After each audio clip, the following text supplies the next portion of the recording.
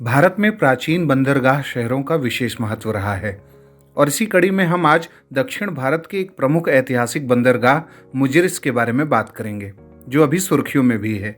इस एपिसोड में हम मुजिरिस बंदरगाह से जुड़े सभी महत्वपूर्ण पहलुओं पर, खासकर उसके इतिहास पर चर्चा करेंगे। नमस्कार, ध्येय टीवी के न्यूज़ दिस आवर प्रोग्राम में आपका स्वागत है और मैं हूं विवेक ओझा। 7 जनवरी को केरल में राज्य स्तरीय मुजिरिस हेरिटेज वॉक का आयोजन किया जाएगा। इसके जरिए केरल के छात्र छात्राओं को केरल के इतिहास के बारे में जानने का अवसर मिलेगा। इसके तहत कोच्चि क्षेत्र में छात्र वहां के स्मारकों के ऐतिहासिक महत्व के बारे में जान सकेंगे।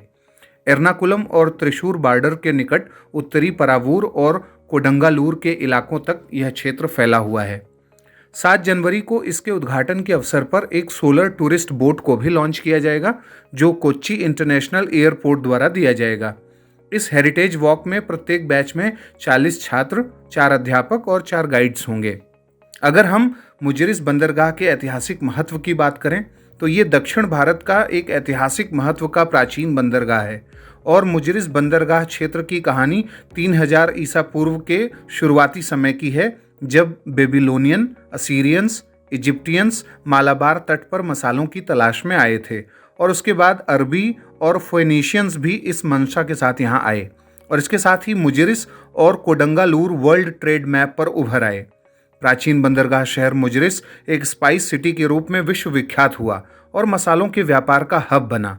प्राचीन संगम साहित्य में इस बात का उल्लेख है कि रोम के सोने से लदे समुद्री जहाज मुजिरिस बंदरगाह पर पहुंचते थे और इसके बदले काली मिर्च और अन्य मसाले प्राप्त करते थे। मुजिरिस को मछलीपत्तनम के नाम से भी जानते थे, जिसका उल्लेख संगम साहित्य में तमिज़गम के पश्चिमी घाट पर एक समृद्धशाली पत्तन और बस्ती के रूप में किया गया है। संगम संकलन के 7वें ग्रंथ अकानानुरु में कवि ने मुजिरिस का वर्णन पेरियार नदी के तट पर स्थित समृद्ध चेरान नगर के रूप में किया है, जहां यवन और यूनानी आते थे और स्वर्ण के बदले मसाले प्राप्त किया करते थे। पेरिप्लस ऑफ द एरिथ्रियन का लेखक प्लिनी भी कहता है कि मानसूनी हवाओं की दशा दिशा के आधार पर इजिप्ट के तट के पास के लाल सागर के बंदरगाहों से 14 दिन के अंदर मुजिरिस पहुंचा जा सकता था, लेकिन 1341 में एक भीषण आपदा आई और मालाबार तट के पेरियार रिवर बेसिन में बाढ़ और भूकंप के चलते मुजिरिस बंदरगाह नष्ट हो गया। मुजिरिस का उल्लेख ईसा की प्रथम शताब्दी के मध्य में एक यूनानी भाषी मिस्र व्यापारी के ग्रंथ वॉयेज अराउंड दी इरिथ्रियन सी में भी पाया गया है। इसे उन 4 बंदरगाहों में से एक बताया गया है जहां से काली मिर्च और अन्य वस्तुएं निर्यात की जाती थीं। ईसा की प्रथम शताब्दी के रोमन प्रकृतिवादी प्लिनी द एल्डर ने अपने विश्वकोश नेचुरलिस हिस्टोरिया में मुजिरिस का जिक्र भारत के प्रथम एंथोरियसम के रूप में किया है। प्राचीन काल में एंथोरसियम विदेशी व्यापारियों के कारोबारी हितों के लिए एक आरक्षित स्थान हुआ करता था। इब्न बतूता और मार्को पोलो जैसे यात्रियों ने यहाँ आकर मालाबार के बंदरगाहों का वृत्तांत लिखा। अरब वासियों ने मसालों के अपने फलते फूलते व्यापार को जारी रखा और चीनी यहाँ निरंतर आया करते थे। इसी मुजिरिस बंदरगाह को नए सिरे से विकसित करने के लिए भारत के सबसे बड़े धरोहर संरक्षण कार्यक्रमों में से एक मुजिरिस हेरिटेज प्रोजेक्ट केरल में चलाया जा रहा है। 27 फरवरी 2016 को राष्ट्रपति ने केरल में पर्यटन उद्यम को बढ़ाने और ऐतिहासिक सांस्कृतिक महत्व के स्थलों के संरक्षण के लिए कोडंगालूर में मुजिरिस विरासत परियोजना के प्रथम चरण का शुभारंभ किया। यह एक महत्वाकांक्षी योजना है जिसमें चेन्नामंगलम प्रसादों, चेरामन पराम्बू, उत्तरी पारावूर का गिरजाघर और तटीय भाग का एक आगंतुक केंद्र, गोतुरुतु का प्रस्तुति केंद्र, पल्लीपुरम का संग्रहालय और एक मरीन म्यूजियम, एक समुद्री संग्रहालय और पत्तनम में एक पर्यटन स्वागत सुविधा का विकास कार्य भी शामिल है।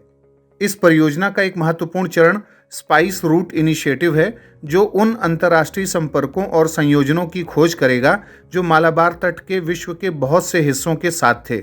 इस चरण को यूनेस्को और संयुक्त राष्ट्र विश्व पर्यटन संगठन की सहायता से कार्यान्वित किया जाना है।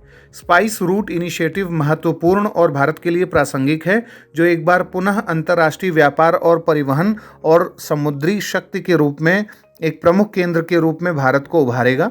स्पाइस रूट इनिशिएटिव एशिया और यूरोप के 41 देशों को भारत के साथ जोड़ेगा तथा इन राष्ट्रों के साथ हमारे सांस्कृतिक और शैक्षिक आदान प्रदान का पुनः नवीकरण करेगा।